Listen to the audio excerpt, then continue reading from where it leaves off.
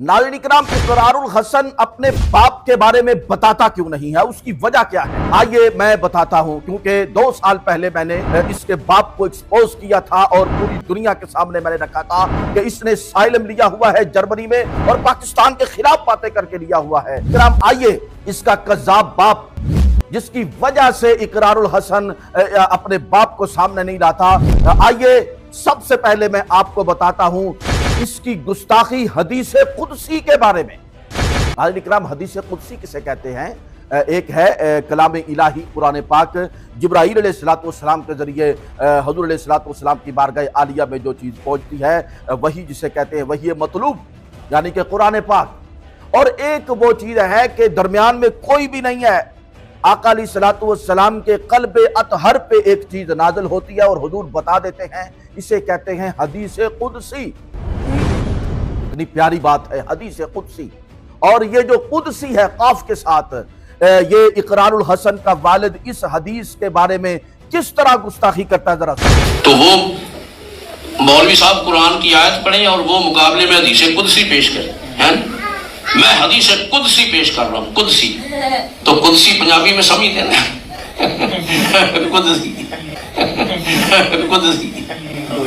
तो जब वो नाम रुका तो किबला मुबल्लग आज़म फरमाते हो, अल्लाह दे बंदे, कुरान दी आयत अगे हदीस कितनी देर तक कुदसी,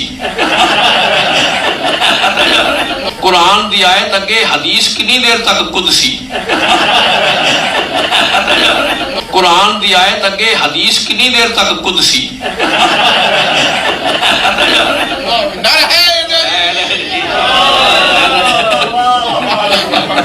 आज के आगे हदीस कितनी देर तक कुछ लेगी, यानी कुदसी को। नाज़रीन आपने सुन लिया, ये कहता है कि हदीस कुदसी, यानी कि कुदसी का क्या मतलब है? कुदसी वो जो पंजाबी में कहते हैं ना नचना टपना, यानी कुदसी। इतनी बड़ी गुस्ताखी आका अलैहिस्सलाम की हदीस पाक के बारे में, यानी कि आप दूसरे लफ्जों में समझिए, ये अल्फाज बोलने की कोशिश कर रहा है कि वो हदीस जड़ी नचन टप्पन वाली है। अस्तगफिरुल्लाह अस्तगफिरुल्लाह। कुदसी हदीस यानी कुदसी नहीं, हदीस कुदसी। नाज़रीन इकराम, ये है इसका वालिद। अभी तो मैंने आपके सामने इसके वालिद की एक बात रखी है, अभी मैं बताऊंगा कि इसने सहाबा इकराम के बारे में कितनी बड़ी गुस्ताखी की है। और फिर मैं आपको बताऊंगा कि खुसूसन हजरत सैयदना सिद्दीक अकबर रज़ियल्लाहु ताला अन्हु के बारे में किस जानवर के साथ इसने मुशाबहत की है, वो भी मैं आपके सामने रखूंगा।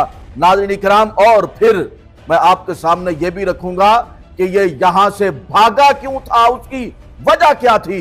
इंशाअल्लाह फजल खुदा, जब तक इकरार अपने बाप को नहीं लेके आता, एजाज कादरी इसी तरह इसका पीछा करता रहेगा।